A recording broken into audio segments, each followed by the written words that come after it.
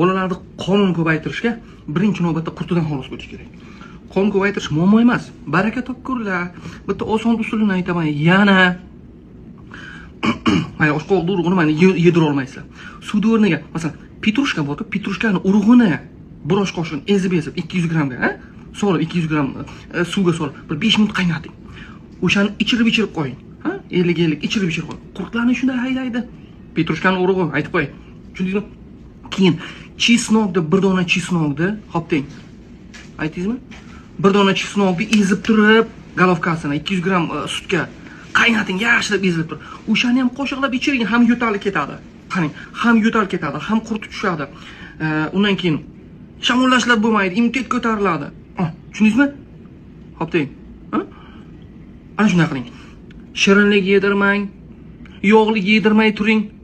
Bu yoqqa ichgandan keyin ichini ham yurg'izib olish kerak, aytib qo'ying. Aytgandim-a, sari yog'ni yaxshilab yedirib olsalaringiz